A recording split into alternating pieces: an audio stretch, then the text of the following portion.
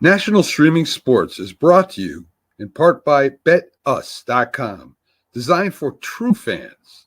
NFL odds, Week 1 and futures, college football odds, including Heisman Trophy favorites and playoff odds, NBA odds of division winners and playoffs, Major League Baseball playoff and World Series odds, the National Hockey League Conference playoffs and Stanley Cup odds, and boxing wagers.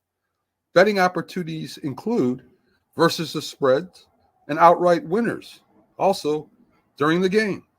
Use our link on our website, nessp.info, the Bet Us Opportunities webpage, for a 125% bonus on your first 3 deposits. Must be 21 years old, and remember, bet responsibly. You're going to call anyone that loves you. You're going to ask them if you can use their card to buy concert tickets because your card's maxed out. Okay. If they say yes, you get the tickets. I can't call my parents because they already think I make bad financial decisions. Well, so I think I'll call one of my friends. Okay. I'm a little nervous. I feel tingly. What's your not answer? Giovanna? Yes. I was on SeatGeek earlier and I saw 2 tickets for Olivia Rodrigo at a really, really, really good price. So Oh my god. I maxed my credit card out by accident last week. Do you think I could use yours to buy the tickets? Oh my god, yes.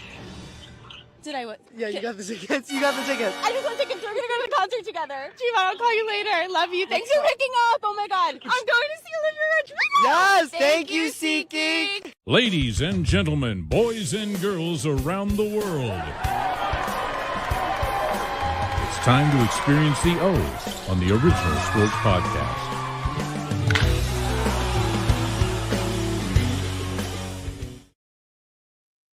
Fellas, what's going on? Happy Tuesday evening with the OSP. What the hell does Rasheen have up in front of us? That shit is scary. What is that? What is that? Oh, I'm sorry. That is Cause. Kaws. What is it? What is Cause? Cause is an artist. If you check out Kaws, check it out. Give it a look. You guys might not like it. It's kind of like I don't know how to explain it, man. It's like bear bricks. You know, it's just something I collect. Very nice. How many of those you got? About 5 or 6. They get kind of pricey, so I can't keep up with it like that. They all look like that. They're just white or just one solid color with X's on their eyes. They're all different colors. It's different things. I gotta send you guys like the email of it, like bear bricks. They're different. Like most of them are out there. I'm not even gonna lie to you. No disrespect, Sheen, but we got to keep it a buck. You spent money on that shit, and you said it gets quite expensive. Think about some of the dumb shit we made in 2nd and 3rd grade that our parents kept because they loved us, but we know it looked like jack shit. Now guys are making big money on that. Those were whatever that was. We didn't know what it was, but it was white. It had X's for eyes. And Dream, as well as other people, pay decent money for it. That's it. What the fuck are you doing? Spending money. Stupid. He likes it. Maybe someday it'll be worth a hell of a lot of money. What do you think? Maybe, yes. There's a chance. Fellas, we got a lot to talk about tonight. All kind of shit happening in sports. Where do we even start? Let's start quarterbacks. Let's start with quarterbacks. We got a list of guys that are either on the bench, traded, or maybe both. And my question, or shall I say our question that we're going to tackle is, what led to these disappointing results at the lack of NFL quarterbacks development? So here you go. Anthony Richardson, 22 years old. Bryce Young, 23 years old. Small. Trey Lance, 24 years old. Sad. Justin Fields, Will Levis, 25. Zach Wilson, 25. Mac Jones and Kenny Pickett, 26. These guys are not productive at all. Well, Fields is okay, but now he's on the bench. What's the problem here? I want to touch on Fields. Is Fields' problem that he went to Ohio State and he didn't have to do progression. Like he could come out and say, okay, my stud is over here against whoever playing him. That's where I'm going. Is that possible? I don't know. So from that perspective, well, don't forget, I've been saying it for a while. A lot of these guys their talent was so much better in college. Right. So you know what I mean? They didn't have to. They knew where they were going. Yeah, and think about this real quick, because in some of the things, like as Barbara's going over at this list, I think it's personally there's no development. Nobody but you guys can answer this, and you know, when you study it, you know, Mark maybe will give us the best answer, being a coach, whatever have you. They say they invest, and you guys pay more attention to draft. Okay, so they take these guys in the first round. This is our future. That's how they're looking at them. This is our future. Right. But why do you think they're cutting them after a season, 2 maybe? And if that's your future, why are you saying, well, we expected you to be the man for the next 8-10 years, if not longer nowadays, because but seeing that you're not grasping the first, that we don't want. And even we all know there's going to be a curve, you know what I mean? And there's a transitional period in the NFL. Why do you think they're rushing these guys to play? Then when it doesn't pan out, why are they cutting them? Why are they cutting them so soon if that's supposed to be their future? Well, it all starts with the coaches and the expectation and the pressure on the coaches to produce right away when they get the job. There's no development of these teams. There's no, okay, here's a 3 or 4 year plan. We want you to work through this 3 or 4 year plan. If we don't see it coming together after 3 or 4 years, you're gone. They don't do that anymore. You get 2 years tops. Look at the offensive coordinator for the Chicago Bears. He coached 9 games. And because Caleb Williams sucks, they're saying it's the offensive coordinator's fault. Was that Getsy? No, he was already gone. Getsy was out in L.A. and he got fired. Yeah. Okay. Yeah. From the Raiders. Was it the Raiders? Yeah, he was with the Raiders. He got fired 2 weeks ago. But now you got this guy, 9 games. The players went to the coach and said, you know, hey, this guy ain't cutting it. You need to move on from him. They went to the coach and said this. I read this today. They not only did that, but they went to the coach and said, I think you should give what's the kid's name? Paget. Yeah. But he won the Harlan Hill Trophy. He did. I understand it was Division II, but he did work. We want him to have a shot. Yeah. So they don't believe. Obviously, they don't believe in Caleb Williams if they're doing that kind of stuff. These are professional guys. This is professional guys. DJ Moore and those guys that are going there, obviously, and saying this. So, you know, I mean. So I mean, all of everyone on that list that you mentioned, was 7-8 guys. They've all had success at the college level. Getting drafted and being thrown to the wolves there, or whatever analogy you want to use. Yeah, it's a much more complex system. Hence, Chops' statement about, or whoever said that, Sheen, just you're number one, and your number 2 is probably better than their number 1 corner. Exactly. And you can just Russ Wilson moonball it, and they'll run under that junk, right? But all these guys expecting to be the number 1 on a starting NFL team is kind of unacceptable. And whenever Chops has also made this point many times in many previous shows, they're under no one's tutelage. They need to sit, and it is difficult when they're being called to step up, be number 1 in a complex system, and not even know the X and O's behind that team's system. It's a lot to take on. Kudos to those quarterbacks that can. Mahomes. Let me ask you a question. Go ahead, Dream. Do you guys think, is it different from when guys like Marino and them came out and that they came right in and did what they did? Is it different? You think it's different from back then to like now coming in? I think the complexity of the Marino. I think the complexity of the systems that they run today make it much more difficult for a quarterback. And I'll tell you why. They ran the ball more when Marino and those guys played. Yeah. Okay. They don't run the ball now. The Steelers run the ball. The Ravens run the ball. The Colts run the ball. You can name the top 5 running teams, and then it's a huge drop-off after that. You know what I'm saying? It's easier to teach those linemen their run blocks and have the quarterback hand it off and set up the play action. Why do you think the Steelers are doing so well? Because Russ is good at play action and they're getting yardage on the ground. Whether it's with Najee, Jalen Warren, it doesn't matter. They're getting yardage on the ground. They're one of the top 5 rushing teams in the NFL. They might be one of the top 3. So their production makes it easier on Russ. You know, he's always been known as a play action quarterback. He successfully does it. Shit, you talk about the moon ball sizzle. I mean, that thing was so beautifully thrown. That catch was so prettily made that it was unbelievable. But yeah, you're right, Rasheen. Like the systems are hard. I listened to Chris Samuels when he first came to Northwest. He had some high-end talent. Kid who's starting at Maryland right now. Another kid who went to Shepherd as a freshman. And Shepherd's a really good Division II football program. He went there. Well, he played with Bajat.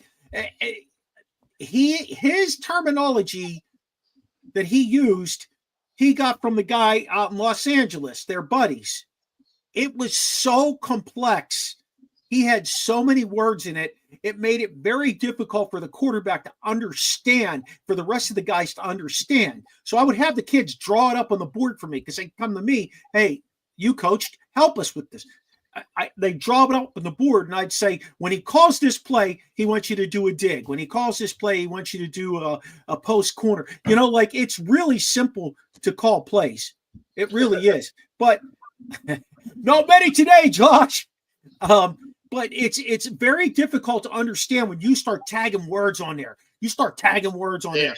And they're like, what the fuck is this? Like, I don't understand. Why is he telling – But hold on, Mark. A couple of different things. Now, the running back for the last few seasons, well, actually, like quite a few seasons, has gotten denigrated to he's not valuable because the league has become so pass happy. But that's helping with the better. And you look at the quarterbacks who are winning the Super Bowl. You know what I mean? And so, but also in that aspect, with the passing game being so easy, they believe they can get running backs for a dime a dozen. So yes, a lot of the teams successful running games are doing well because we always do go back to basics. But I remember when your boy Chucky, Chucky Gruden was coach at Tampa Bay, and he was on Hard Knocks, and they were showing his play calls. Those play calls were XZ Raider. They were hard then. Now I don't know if I had heard this. Your guy's boy at Washington, he is truly dumbing that down, for lack of a better term, for Daniels. He said his play sheet is no bigger than like a birthday card, and he keeps everything simple terminology. And I'm like, I don't understand. If it was simple in college for him, why do you guys feel like you have to make it harder? I don't understand why play cards want to make it harder. And the thing with Caleb, it's weird because it was kind of the opposite for Richardson. When they benched him, the players were like, "Oh man, we want Richardson in there." Well, yeah. One of the coaches, even I think it was from the Vikings, came to him after the game, hugged him, and told him, "Hey, listen here, keep your head up. We believe in you." Or I don't know. I'm like, you play for other team, but I don't know how you believe in you. But yeah. But here's the thing. So, but you guys knew this more than I did because I hadn't really thought about it. Mark would bring it up a lot. He, as in Richardson, played 10 games. He started 10 games in college, okay? He wasn't a great quarterback. Hell of an athlete, but wasn't a great quarterback. Everybody was shook, and his mama was surprised that he went number 4 overall. So you took a guy who went 4, which nobody saw coming. You took a guy who only had 10 starts in college. And that's all he has in the pros. Yes. You had a guy that wasn't even a great quarterback. He was a great athlete. So why are we shocked that this dude is not progressing? And let's not forget, if you go over the first 10 games, he still has more wins than what's his name, Trevor Lawrence had in his first 10. But it's something real quick, Mark. You brought up Elway and Marino.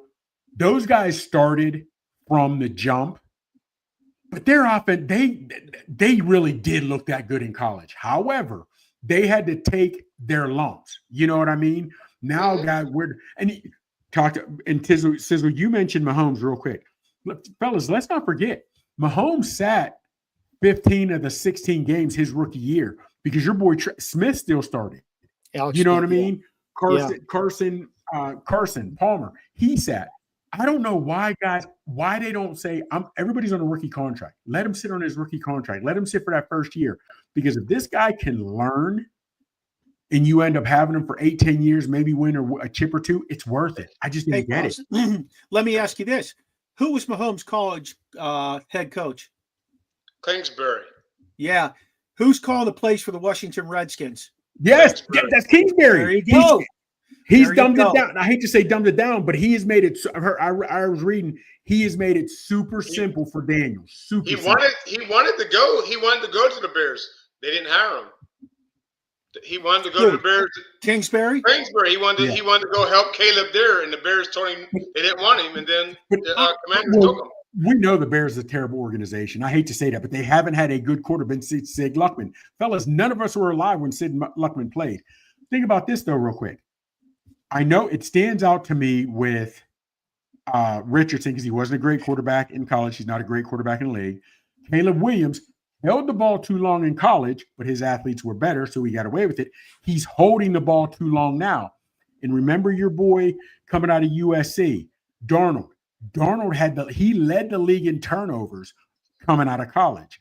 His first year or two in New York, he led the league into. But what happened? He gets to go to other organizations, sit back and learn. Now both him and Baker, they're coming on like gangbusters. But is it necessarily they went to other organizations, or is it the fact they went to better coaching? Did they go to coaching? Did they go to organizations that have coaches that took their tools and applied them to the system that they have in? With that, Darnold isn't that far off from Cousins, to be honest with you. He can't move that well. He's got a big arm. He probably sees the field really well. You know, what's the difference between him and Cousins? Cousins is super. He's good, sis. Of these eight, which one? Just pick one. Do you think the maturation process is going to do them right, and they might turn it around and have a career like Darnold is having this year? Sis, don't forget, Darnold got blasted his rookie year when he said, "I'm seeing ghost out there." Yeah, you know what I mean? I'm seeing ghost out there. And let's not forget, Darnold was also at Carolina, a terrible organization, and looked like hell. But now he's in Minnesota, and maybe not the best example. But of these eight, which one do you think would be able to turn it around, be the starter, and have somewhat relative success? Unless they keep Flacco with the Indianapolis Colts, Richardson's not going to have a veteran to learn from, so he's going to step back. It has to be Fields, because Fields has already won games this year. Yeah, and the fact is that Russ is sitting down with him. Yes. Yeah. He sits down with him, and he says, hey, listen, this is what I did here. This is what I looked for. He shows him the tablet. Fields is engaged with it. He's on the sidelines paying attention. I mean, Fields wants to learn. You know, it would not surprise me if they signed Fields long-term and sign Russ one more year. It would not shock me if they or a 2-year agreement and cut him after one. Fellas, I said it before, and I'm still standing by it. Steelers have the best quarterback room in the NFL. Not only did I think that because both guys could start. Think about it. He sat Fields when he was 4-2, and I didn't think it was the right thing to do.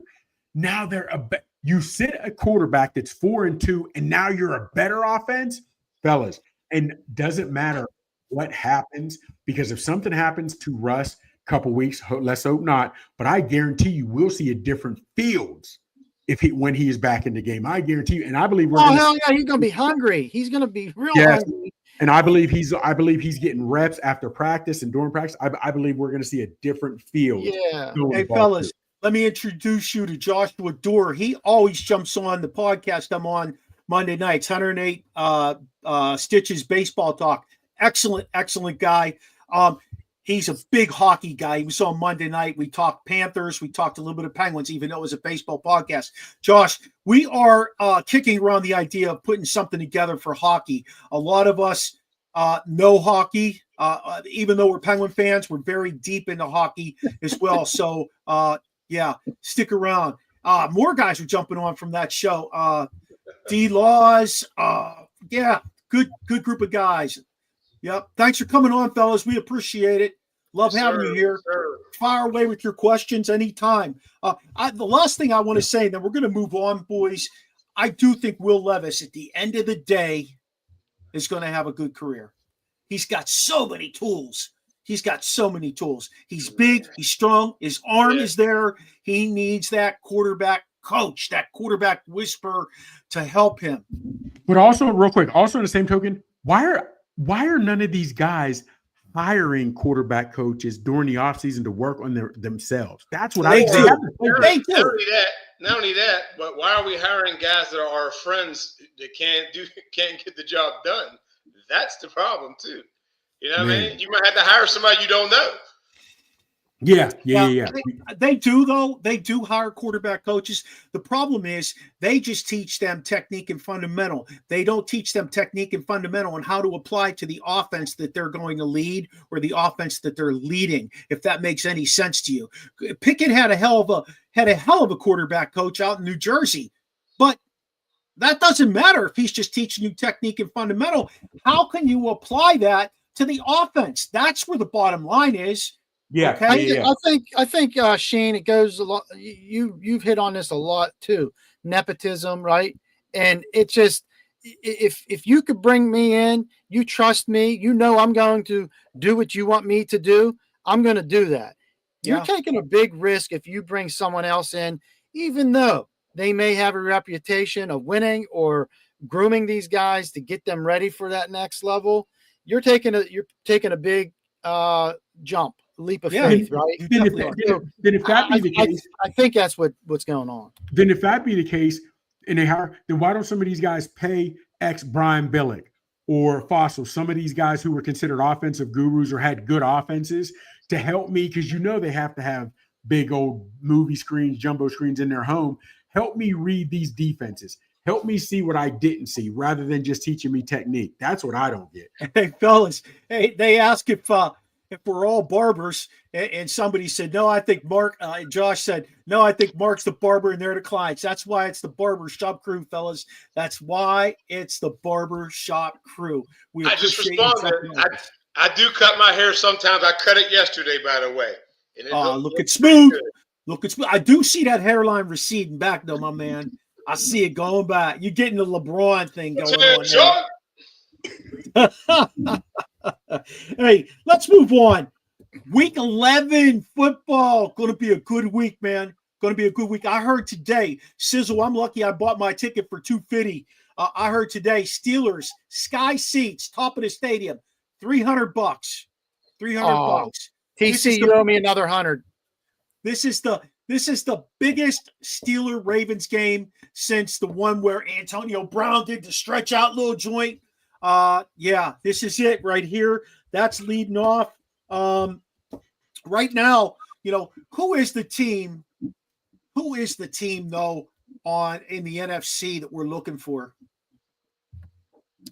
Detroit. Well, we got the Lions, we got the Vikings.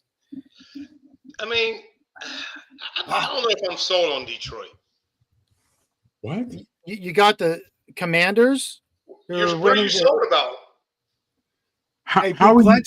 Big Glenn said the tickets for Colts and Bills last week was $200. That's a hell of a hefty price tag. Is that to see Josh Allen? Because I know it ain't to see Flacco, Big Glenn. I know it ain't to see Flacco. Chops, what you sold on? Tell me what you're sold on besides St. Brown on all. I mean, what are you sold on? They don't have a number two there. Well, hold on. They have a great running back. Regardless of what we think, if they do or don't have they have speed at their running back. Hold on, fellas. Whoa. Their defense. Whoa. Before you go any further, be careful at how you're using adjectives. But go ahead. Their defense is not. Their defense is, they don't have Hutchinson anymore, and they're still winning. They're still rolling. They're still rolling. My thing would be whoever you say you would be sold on, okay, even if you're sold on, you like the Chiefs. Man, sometimes I think the Chiefs this year are going by the saying it's better to be lucky than good. Hey, Chiefs are the 2020 Steelers, my man. Yes, I told Mark. Yes. They're the 2020 Steelers. They're going to get beat. They're going to get embarrassed when they get beat too. I believe that That's myself. what's going to happen. But Christmas Day in Pittsburgh. That might be it. They just came back from what, 17, 18 down? Dog, Lions ain't beating anyone, Chops. I'm not sold. Sorry. I watched that Monday night game until half, and the Texans dominated that game from every aspect. They did. They dominated it from every aspect. I'm not sure what they talked about when they went in that locker room at halftime, but that should have been a continuous ass beat in the second half because Detroit didn't know what to do. They couldn't figure it out in any aspect of the game, special teams, defense, or offense. And I was kind of like, but they kept plugging away. Yeah, because I did the same thing. I turned it off at half, and then I turned it on literally 2 minutes into the fourth, thinking let's figure something out. And when I'm like, they're tied up. Shane, you said that the Lions didn't beat anybody.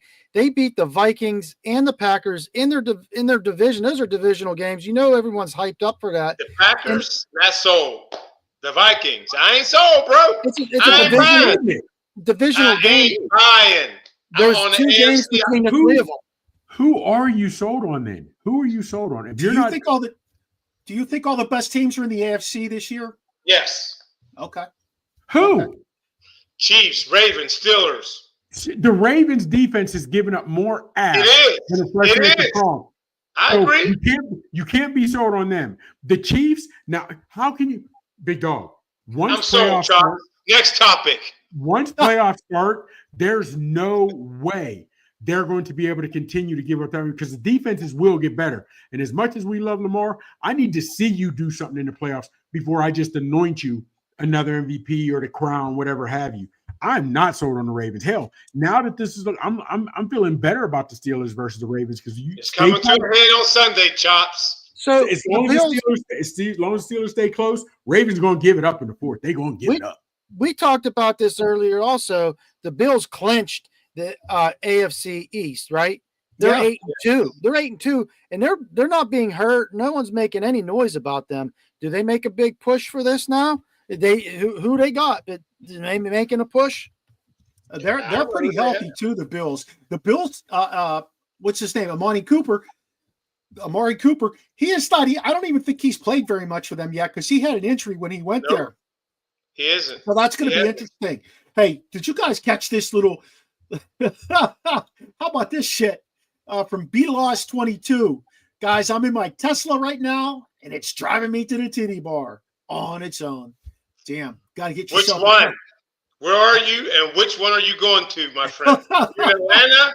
Are you going to Magic City, or are you in Miami and you're going to Rolex? Which one? Hey, Big Glenn said this about that game last weekend. He lives in Indy. Okay, he said, yeah, it was for Josh for sure. A lot of Bills fans came to town. Colts are awful. Big Glenn, let us ask you a question. What's your impression of Anthony Richardson? Should he be under center, or should you stick with Flacco? Tell us what you think. You could use the chat. We'll put it out there for you. But there's no way Richardson should be starting.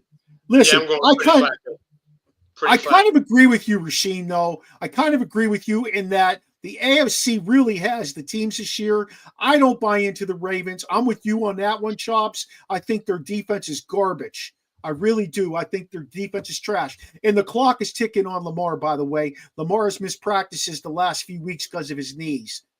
The clock is ticking on Lamar. You heard it here first, okay? It's ticking. Hey, Micah Parsons made an alarming comment about his own teammates, fellas. Teammates, players, coaches on the Cowboys over the last 2 or 3 weeks. We already said he's a trash person. Is he destroying that locker room or speaking out on what the locker room already thinks? Before you do that, put Big Glenn up there. He just answered. Oh, okay, I do see that. Big Glenn said, AR5 can't be any worse than Joe being in the game right now. Colts got more problems than who's starting at quarterback. But you know what, Big Glenn? They have such a nice team around that offense, to be honest with you, with Pittman and I like Pierce as a third Jonathan receiver. Taylor is JT. Tariq Jones. Yeah. I just made that How up. about Joshua Downs? Yes. Okay.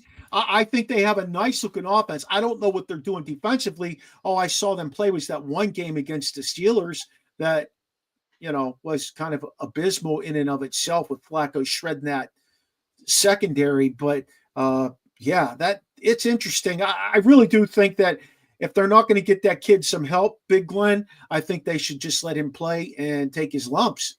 Yeah, he's not Jamarcus Russell. That's what they did with Peyton Manning. Peyton Manning took his lumps. So he's not Jamarcus Russell, fellas. Let's face it, he's not. Anthony Richardson, but he's also not C.J. Stroud. Okay, so look at it from that perspective. Okay. Yeah. All right. Back to Parsons, fellas. Is he destroying that locker room, or is he saying what other people are saying who are afraid to talk? What do you think? I think that the locker room's already fragile. Fractured. Forget fragile. I think it's already broken. And I think he is saying what everybody thinks. Everybody knows your boy McCarthy's a lame duck. He's been a lame duck for a while. We know that's why your boy Jerry Jones will not hire a coach that has ever had true success, or at least a coach with a backbone. Yes, McCarthy won a Super Bowl. You know how long ago that was? And this is the NFL. It is a what have you done for me lately league. Yeah. There's no way Jones will hire a coach that has a backbone.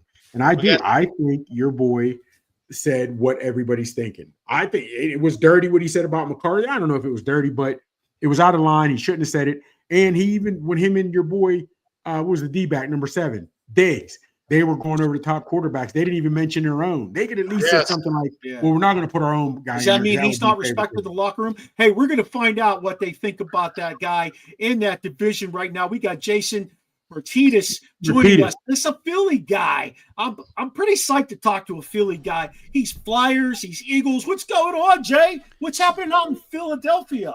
This is the only barbershop I've ever been in when only one guy's got hair. Wait. Which one? Who has the hair, Jason? I don't know. Let me see you, the dream. Let me see your hair. You got hair up? You got a nice hairline.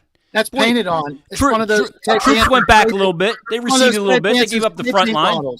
They gave up the front line, but they didn't give up the whole territory. T. Sizzle's got a nice head on him. Yeah, look at that, John. Yeah, our other guys. Yeah. We could show a movie on my head. Yeah, I gotta cut mine. I feel like if I have any hair, I feel like I have an afro like the Jacksons in the late 60s. I cannot have any hair on my head. Can't do it. See, you got to get lucky, though, and you got to have a head that can pull it off, right? Yeah. Because some people, they shave their head, and I'm like, dude, man, put a sock on that thing or something. You got knots and lumps. It looks like somebody took a 9-iron and got a divot on there. Barber only has one sock. I'm not going to ask about that. All right. We'll leave it right there. Hey, Jason, appreciate it, man. We appreciate you taking the time to talk to us, man. Appreciate it. Anytime. Fellas, before we jump into Jay, I do want to put this up there. I think this is kind of interesting. Ellen Perales says, as a Cowboy fan, that locker room has been battered since '94. Ever since Jimmy Johnson left the organization, it's gone to hell. No, it's not true. They won a Super Bowl with Barry Switzer. Yeah, right after. Yep. But did they win a Super Bowl, or did those players win the Super Bowl in spite of Barry Switzer? How about that? Well, probably more of what you said, for sure. Neil O'Donnell was the MVP, really. Yeah, he was. Yeah, he threw that pick. Was it Woodson, Charles Woodson, that picked that off? 2 picks, brother. Yeah. I remember that Super Bowl. Larry Brown had 2 of them. That's right. That got him boatloads of money from the Raiders, and then he just disappeared into the abyss. He just kept running. Yeah. I mean, the joke in Philly about Dallas is that if they want to watch them play in the Super Bowl, they got to do it on like a Betamax or a VHS tape because it's been that long. They don't have digital copies of them in the bowl. No, not at all. Not at all. Exactly. Hey, Jake, what are you thinking about Thursday night? Coming off of this Steelers-Washington game, the Washington fans are just bitter as hell because they think that Ertz had his knee down in front of that line, even though there's video proof, there's still photo proof. All that shit's out there to prove it. He was behind that line, and it should have been the way it was. What do you think about the Eagles squaring off with them? This is going to be a good matchup. Yeah, it's going to be a really good game. I'm a little surprised at where the Commanders are right now. And for a while here, I'm just trying to figure out, where the Eagles are. What have they been? You can look in the NFL all the time and go, and you can either make the case for or against any team because there's just so many bad teams, right? Like the Eagles have played Cleveland. They had a squeaker against that god-awful team in Philly.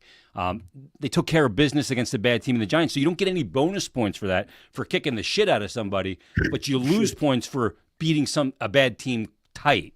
But right now, the game on Thursday is going to be spectacular. It's going to be here in Philly. I hope we have good weather for it. I hope that's not any part of the storyline with the game. It's a prime game on Thursday, and it's basically for the top of the division. Eagles are 7-2. The Commanders are 7-3, and they're legit because the rest of the division sucks. The Cowboys, they're cooked. That's over. You guys were talking about McCarthy before I got on. Yeah. And I can't believe he's still there. The number one. And then the Giants suck out loud. The fact that they let Saquon end up here in Philly, anybody that was involved in that decision to allow that to happen should be looking for a job because that guy's been a massive difference here. Is Saquon in the discussion for league MVP right now? Got to be close to it. You look at Derrick Henry, who leads the league in rushing, used differently. But Saquon's got to be because of the effect that he's had on the team. He's just done it each and every game. The one game, one of their losses is the New Orleans game where he had the drop that ended up would have salted the game away, and they ended up losing that game. That's the only blemish on him so far. And then you couple that. You guys saw the run that he had a couple of weeks ago. Come on. Dudes, NFL's dudes on the sideline were freaking out. Those are the best athletes in the world. They beat New Orleans 15-12. Or maybe it was the week after. It was the Falcons game when they lost. The Falcons game, yep, 21. correct. Yeah, Falcons came on. Yeah, that's right. Kirk Cousins led him all the way back. I'm going, this guy couldn't throw it in the ocean from the edge of the beach earlier in the game. Then he went on this monster drive after that. But yeah, Saquon's been. I'm a Penn Stater too, so I got Saquon. I got love for Saquon from my university.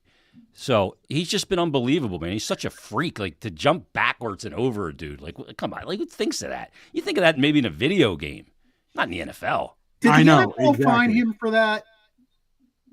For jumping the dude? Yeah, they didn't. Fine him for that. No, I didn't think so. No. I haven't seen him play like that since the early to mid '90s in Barry Sanders. Like when he lost his shoe. Like that dude was a freak, right? You know what I like about Saquon, too? He seems like a pretty stand-up guy. When he was sitting on the bench with Sirianni, and Sirianni was asking him, hey, you're 11, 12 yards away from your all-time high, he said, let the other dudes eat. I'm good. You sure? And that was against the Giants, too, like his former team. Yeah. Speaking of running back, speaking of running backs in Philly, why did Miles Sanders fall out of favor? It's a good question. He was kind of Saquon's backup at Penn State, and he had some pretty decent years here. Yes.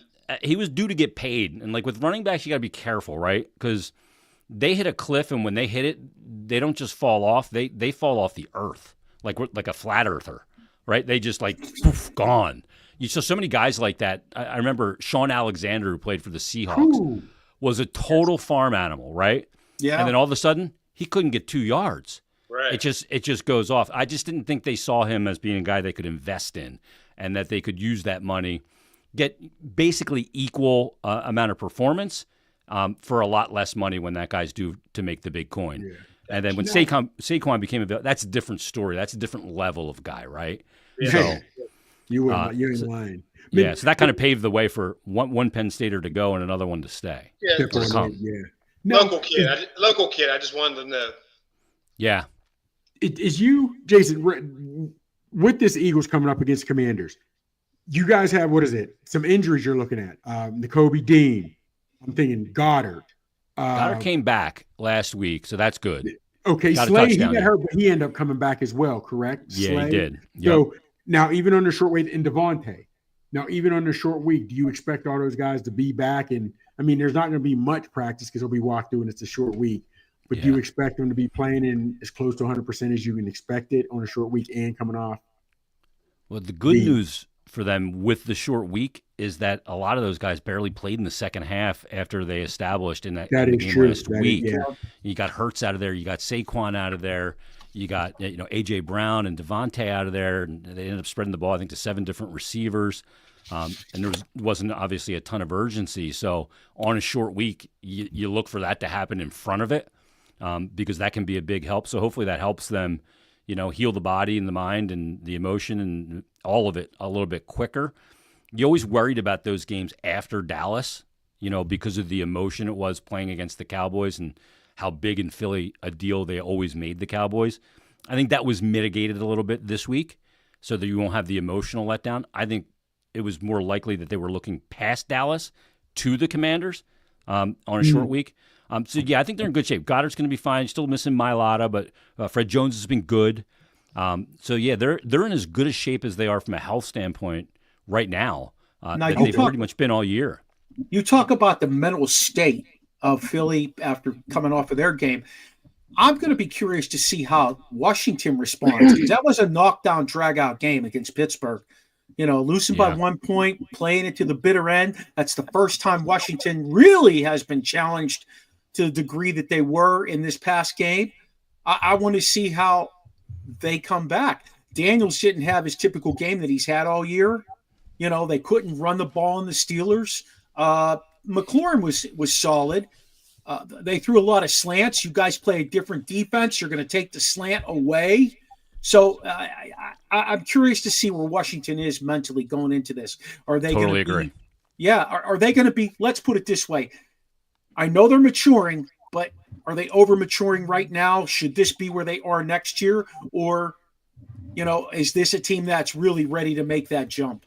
Yeah, look, I'm a firm believer in belief in team sport. And sometimes, you can be off to a good start like they are, and they've earned their start at 7-3. And as you mentioned, to lose that game against a good Pittsburgh team, the way they lost it to at the very end, to not get the ball back and jump off sides on the hard count by Russell Wilson. So I wonder how they're going to respond to that, because now you're in a battle with a division team, basically for the top spot or number 2 spot in the NFC behind Detroit. So do they really believe they are where they belong, or are they trying to convince themselves that they're that team that's the 1, 2, 3 in the NFC that's a legit Super Bowl contender? Do they have that belief? I think that takes a little time to build up in a team, in a young team with a young quarterback. So I don't know how they'll respond this week, but it's an absolutely fair question, because I think, especially in the NFL, as segmented as that league is, I think that those elements play a real part in a team's preparedness and how they go into a game. They're all going to say they're confident and they got swagger and baloney. I don't give a shit what you say. We go by how you look. You know what I mean?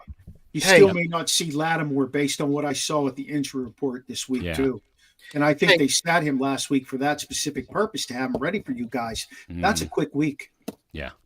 Hey, Jason, the average age of the Eagles is about 25 and a half years old. A young team. They got rid of Kelsey. Now he's competing with us for the best podcast out there. And last year, when they crumbled, what they lose like 5 of the last 6, 7 games. They were putting that all on Hurts, all on Sirianni. The offense looks like it's clicking right now. How's the defense upholding? Because we watched the game. I believe it was the defense. How are they upholding their end of the bargain this year? And are they going to be able to sustain that going into the playoffs? Yeah, that's been the thing to me that will let my mind go in the direction of them being a legitimate Super Bowl contender at this point. I've always been a firm believer. And some people go, you can't do that. You're just kind of changing your opinion. I'm not changing my opinion. You can change expectations in the middle of a sports season because you get data. You get information. You're allowed to go, I didn't expect the team to be 7-2. They are. They're better than I thought they'd be. I can change my expectations. So as we sit here now with that record, I think, they're a legitimate Super Bowl contender. It's because of how Hurts has played the last 5 weeks, and he wasn't perfect against Dallas. He turned the ball over twice. but it's the collection of the weapons, the A.J. Brown, Devontae Smith, the Saquon Barkley, the offensive line, Goddard, all of that.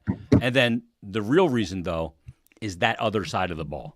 The way, Dallas gets that short off that turnover. It's 7-3. They hold them to a field goal there. That's a big spot in the game, right? Vic Fangio's got the defense really dialed in now. You saw on a couple of occasions where Dallas, their D-backs or their secondary players, were waiting on the Saquon on the one play and then on Jalen Hurts on another play on a design run up the middle where he got 24 yards. They're waiting for the player to come to them. You got to swarm and then have your group get in there. And I think you saw a really broken defense in Dallas, with the exception of Micah Parsons. And with the Eagles, you see everybody flowing to the ball. Zach Bond has been unbelievable. Leads the team in tackles at the linebacker position. He's been good. Jalen Carter up front is a road grader. Oh, yeah. And you got some good Quinyon Mitchell, the rookie's playing well. You got Slay, and you got some other guys back there. So, yeah, they're doing a good job. I think the defense is the reason why they're a legit contender overall. If that defense wasn't doing what it has been doing, then maybe you go, okay, we'll see where they go from here. But right now, with how good they've been, again, always predicated if you can stay healthy. The only ability in sports that matters is availability. Give a shit how good you are if you're not available. Hey, I think Mike Gott hit this on the head right here. I think Washington is where the Lions were last year or maybe 2 years ago. That a great point by him, because it's also Quinn's first year there. Now, Quinn was a head coach before. Obviously, he's got some great pieces around him in Kingsbury helping him out, but I agree with him. I do think that's where Washington is. I would not be surprised to see Philadelphia take it to them on Thursday night. There's an arc for a team, right? There's arcs for teams. Like the old adage was, you got to get to the playoffs, show decent, and lose before you can win. I don't know if I believe that fully, but there is an arc to a team realizing its potential, and a lot of that is through having successes and having accomplishment. And there are steps in the ladder of accomplishment. So Washington kind of comes out of nowhere here and is becoming a legit franchise again. And maybe that's, a big thing that they're going to have to go through. We'll see. Very few teams just jump in and go. Everyone's gone through that arc then, in other words, except for the Chiefs. And we've talked before. Well, the Rams didn't back in the day when Kurt Warner came in. I'm saying this year, right. Yeah. So hopefully they get a bump here eventually. Tired of seeing them win. But we said this year the league is AFC heavy oriented. A lot more. There's better teams in the AFC. Who are your top three NFC teams? Right now in the NFC, I mean, obviously you've got to look at Detroit. They're 8-1. 8-1. Their point differential is 113. They're plus 113. That's a disgusting number 9 games into a season. So, yeah, they're absolutely legit. The other ones, I would probably say Minnesota, the Eagles, and then if I'm ranking a fourth one, it's probably the Commanders, based on what we've seen so far this year. San Francisco's one of those could be laying in the weeds teams. Another team could be laying in the weeds a little bit. Maybe all of a sudden – could a team like Arizona be laying in the weeds? I think that they have an arc of evolution too, but they've got some nice wins. So, but the legit teams, definitely Minnesota, definitely Detroit. The Eagles will be like a step down on the ladder from Detroit, right there with Minnesota, and then probably Washington. And this Thursday night will be a big step in determining where the Eagles are going and where Washington's going. This is, we're getting close to Thanksgiving. This is when shit really starts to hit the fan. Yep. Yeah, man. Hey, Jay, I got one more question for you, then we're going to move into some Flyers talk. But right. I'd be remiss, or we would all be remiss as Steeler guys at heart, to not ask about our boy Kenny Pickett. He got in last week, former first rounder. He did. Yeah. I mean, look, I live in my house. My wife is from Western Pennsylvania. My in-laws all live out here now, and they're all huge Steeler fans. And when I went to Penn State, I couldn't stand Pittsburgh because I'd have to watch, Pittsburgh play some slop-ass Cleveland team that meant nothing, and the Eagles game wouldn't be on because they catered more to the Pittsburgh media market in State College. But that said, I mean, how could you not admire the organization? They've had 3 coaches in my lifetime. I'm 52. The Eagles have had, I think 5 coaches in my youngest daughter's lifetime. She's 13. You know. Yeah. And look, Pittsburgh drafts guys, and they know their DNA more than any franchise in sport. Hey, if you're going to fall in and you want to be a Pittsburgh Steeler, you got to fall in. If you don't, you're out, gone. You know, and they know who they are. That being said, let's just set a hypothetical, and this is not to wish you bad luck. Let's say Hurts goes out for a little bit, okay? Whatever. Do you feel confident that Pickett could step behind center and continue with what you got going on there? I don't know that I feel confident in it because I never like going to the backup in any situation. And this comes from a guy that the only Super Bowl they won in my lifetime was with a backup in Nick Foles over Carson Wentz, of course. But look, he's got the weapons. I mean, if he can manage it and, you know, make good throws, he is a former first-round pick. It's not like, you know, this is some scrub that doesn't have skills. He'll be put in a situation where he'll have protection. He won't feel phantom pressure, which I think a lot of times that's a big thing that affects a backup. They think the pressure's coming and they panic and they make bad decisions. So if he has to go in there for some period of time, it will depend on where they are in the schedule and where their health is on the outside with the receivers. You know, how they're running the ball with Saquon. That could be his best friend. Saquon could be his best friend for sure. Absolutely. And the way they control the offensive line. And that defense helps you too, because you don't get into a situation where you're chasing a game and you got to just chuck it. That's a bad situation for a backup quarterback, to be more predictable on what you got to do offensively, because you're trading points or you got to come back in a game. And you obviously have a line there, and he never really had much of a line in Pittsburgh. Hey, let's go on to your Flyers, buddy. Let's talk Torts. What are you thinking about Torts? He's got some valuable young chips on that team. You know, is he going to last though? That's the thing with Torts. He gets to a team, he gets them so far, and then he destroys them. What are your thoughts? See, on that's Torts? not true. That's not true now. The average tenure of an NHL head coach right now, and I have a theory on this, which I'll give you, is 2.45 seasons. That's the average tenure. Why is it just over 2?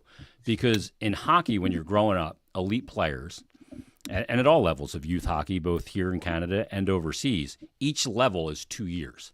So top players, when you're playing Tier 1 hockey or the top level of hockey in youth hockey, every 2 years you get a different coach. Because you leveled up I went from squirt to peewee to bantam to midget to junior. And every 2 years the coach changed, which is why I think the tenure of NHL head coaches is so small, because of that fact. They got a new voice every 2 years in those situations. A lot of kids that play that aren't top level players, they have the same coach for 7 years. It's a kid on the team's dad, right? So it's different. And Torts is a guy that his average length of tenure, if you take out Vancouver where he was there for just 1 year, blew himself up, should have never taken a job is what he told me. His average length of tenure is 6.2 seasons. Spent 7 years in Tampa, 6 years in Columbus, 6+ with the New York Rangers, and now he's in year 3 with the Philadelphia Flyers. So it's one of those misnomers. They think that he grinds guys so hard and he's just going to get himself in and out fired quickly. That's not true. The data does not support that. Is he a guy that's tough on guys? Absolutely. Do guys want to strangle him and swing their stick at his head at times? Absolutely. But there's a lot of guys that played for him that maybe didn't like it when they did play for him, but they realized that he was able to get them to play at a different level they didn't think they could break into. So that's a big part of it. And another misnomer with veteran coaches, and Torts is one of the oldest in the league right now, I think he might even be the oldest, is that they don't like to play young players. And with Torts, that's just not true. He's developed guys at every step along the way, whether it was Martin St. Louis back in Tampa. Well, Cavalier was a top pick, so you can't really take credit for that. Or even going into Columbus with, the further development of Artemi Panarin or Zach Werenski, who you would have thought would have drove Torts crazy because he jumped up the ice as a defenseman all the time. So he's a guy that has developed young players because of his belief system and the non-negotiables. And I think the biggest element of his belief system is really simple. It's accountability is for everybody or it is for nobody. Right. So nobody is immune. He scratched Sean Couturier 2 weeks after he named him captain last year. Yeah. Yeah. So, and obviously he had Mishkov out a couple of games in Tampa and Florida. But he came back last night against the San Jose Sharks and had a couple of points in the game winner in the shootout. So he's a tough guy. He's hard on guys. I'll tell you this story real quick. When the Flyers fired Vigneault and they finished out that season with Mike Yeo as the interim, at the end of that year, I was in a conference room at the training center doing my exit interviews with players. And Cam Atkinson came in, who played 6 years under Torts in Columbus, had a 40-goal season under him. And we got done taping the interview, and I asked him, I said, Cam, what do you think? Does Torts make sense here? Cam got up out of the chair, walked over to the door, shut the door, came back in and sat down, and we talked about Torts for 20 minutes. Loved him. He said he's absolutely what we need. And here's why. At the end of that year, I heard Keith Yandel. The Flyers, I think, won 24 games. They were hideous that season. Hideous. And Keith Yandel was on Spit and Chicklets and said, it was one of the most fun seasons I had as an NHL player. And that stuck out. I rewound it. How did you have fun when you guys sucked out loud? That's part of the problem. If guys are having fun and losing at a club like that, that's a fucking problem. This is not a country club. Yeah. Torts came in and made sure they knew it wasn't a country club. That's good stuff. Hey, just breaking news. The Penguins dumped Lars Eller to Washington for 2 draft picks, a 5th in 2025 and a 3rd in 2027. Well, they should have done this years ago. They should have started a sell-off. At that time, Hextall was brought in to do it, and then they changed ownership, and they weren't allowed to do it. But it would have really been breaking news if you'd have told me Mike Sullivan had gotten fired. I think that's probably going to come at some point. I think there's something there that's preventing him from getting fired. Fenway Sports Group is I don't know. I don't know. You talk about the 2-year cycle. This guy's been living off of 2017 in the second cup for years now. Hasn't won a playoff series, so we're really in a bad spot. I don't put it on him though. Look at how the team's constructed, how old they are. I mean, and then the GM goes out and brings in Eric Carl. Like, what are you doing? Trash. And that contract. I will tell you that I know this for a fact. I remember. I'll give you another little insight here. I sit with Torts every Monday, and I tape a podcast with him called Hockey and Hounds, where we talk about the team. And when we get done taping and we do the podcast about a half hour every week, we just shoot the shit for a little bit. And when the Flyers played the Penguins, there was like an 8-6 game last year. And I said, Jesus Christ, thank God Carlson was playing. He kept you guys in the game. He was absolute dog shit. If the puck came over their side, if the Flyers went over their side of the red line, he might as well just have pulled out a freaking lounge chair with a margarita. He has no interest in defending. And Torts, who's very close with Mike Sullivan, Sully coached under him for years, talks to him multiple times a week, said he is driving Sully absolutely fucking crazy. Because the guy just is disinterested in defending. I don't like him. You had a guy who's very similar to him, and you had him under contract in Letang, and Letang works harder and plays harder than Carlson. He may not have that 100-point season as a defenseman, but who the hell cares?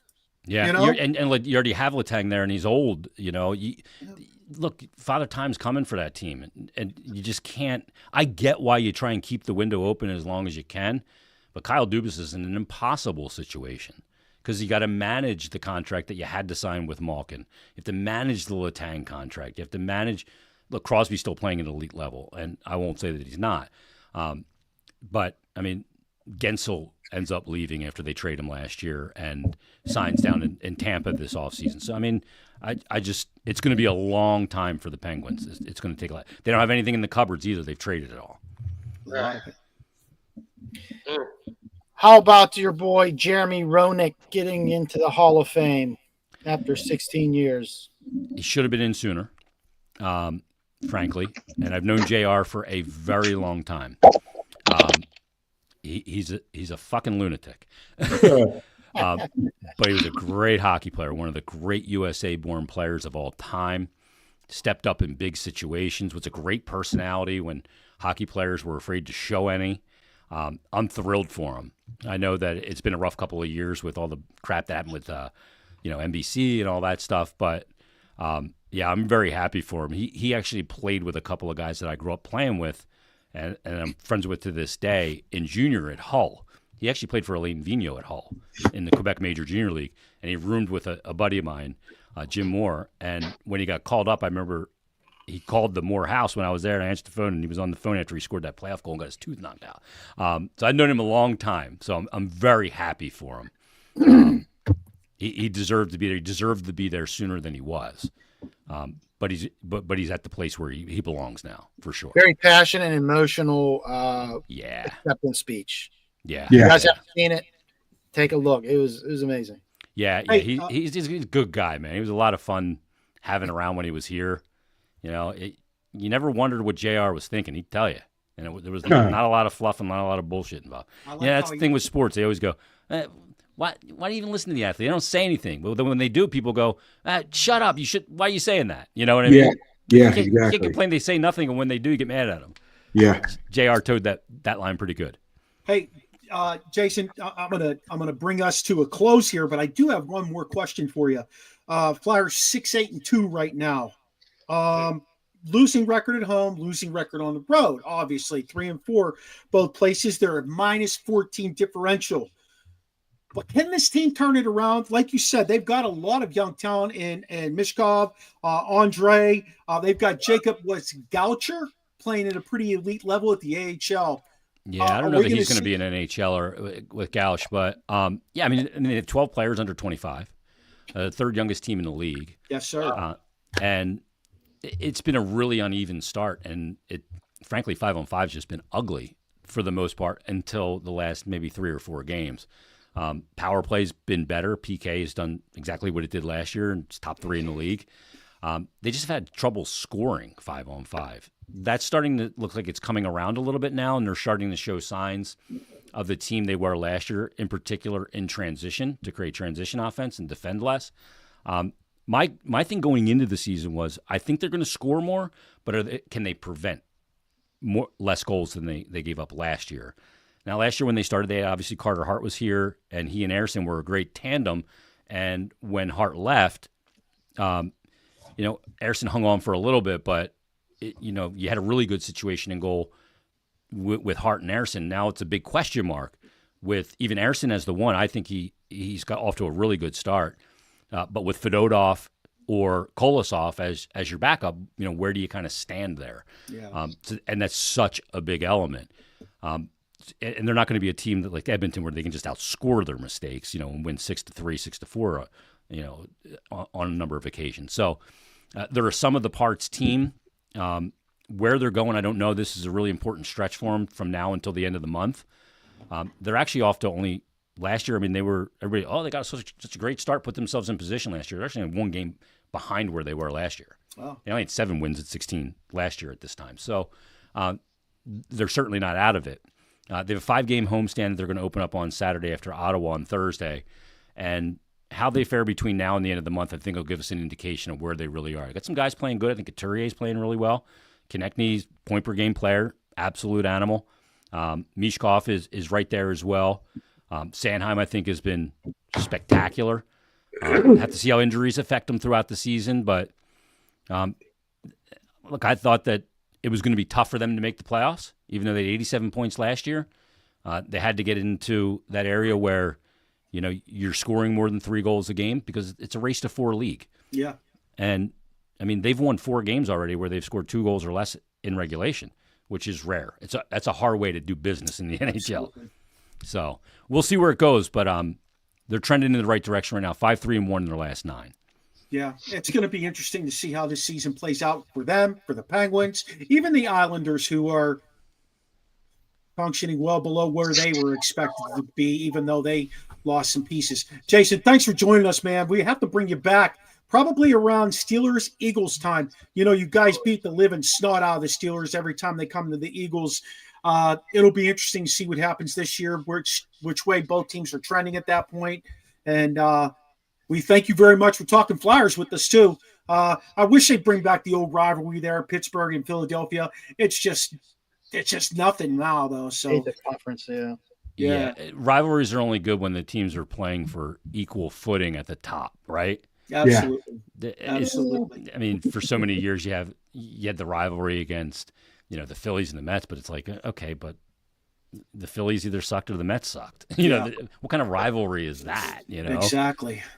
Rivalry is all kind of just put together on playing really meaningful games and having it go to a different level when it wouldn't go against another opponent. Yeah. So, Hey, boys, thanks for having me. Yeah, absolutely. Appreciate it. Thank you. We'll This reach out segment is brought soon. to you by Headblade. Oh, absolutely. My wife just got me one of those things, the electric things. Yeah. Oh, you gotta go straight razor, brother. I usually do. Mine's like a baby's ass. Yeah. No burr in this saddle. I'm sure the wife loves it too. Well, you let me know. Hey, Boys, thanks. Take care. Good luck Thursday night, bud. Appreciate it, man. Appreciate See it, you guys. Jason. Thanks, Chops. See you guys. Excellent stuff from him, huh? Yes, sir. Yes. It'll be interesting to see how the Eagles play out the rest of the season because it's a highs and lows kind of season. It's a marathon, not a sprint. And same thing for the Flyers. They got a lot of young talent. So, hey, fellas, we need to wrap this up. It's been an unbelievable show. You can find Rasheen everywhere at Rasheen Hill. He's on Facebook. He's even on TikTok now, he told me. So that's awesome. T-Sizz, you can find him as One T Youngie. He's on Instagram. He's on. Are you even on Facebook? Here and there. Chop's got so many aliases. You got to put it on the scroll bar down here. What? It doesn't even fit on his little cubicle. Man, I'm everywhere, brother. I'm like the student Everywhere. loan people. I'm everywhere. I'll find you. I'm everywhere. I'm on on the X, the Real Big Chops, on the gram, Big Chops 79, on TikTok, Big Chops 824, and on Facebook by my government. Michael Gregory Mills. Holla at ya, boy. MG Mills. Hey, you can find the Original Sports. You can find the Original Sports Podcast on our pod page at Original Sports Podcast with Mark Maradei. You can find us on Facebook, X, Snapchat at OSP with MM. You can find us on Instagram, TikTok, Twitch, and YouTube at Original Sports Podcast. Big shout out to all our networks. Let's Talk Sports, Sideline Sports, Elite Sports and Entertainment Network, Manning Media, and Peak One Sports Network. You can find all our socials on our link tree, which is in our show notes. Feel free to let us know if you have any comments, questions, suggestions for future guests, or you just want to break some balls or maybe come on yourself by emailing us at originalsportspodcast@gmail.com. Shout out to Steve Medley and Charlie Hodgson for the voice intro and the music.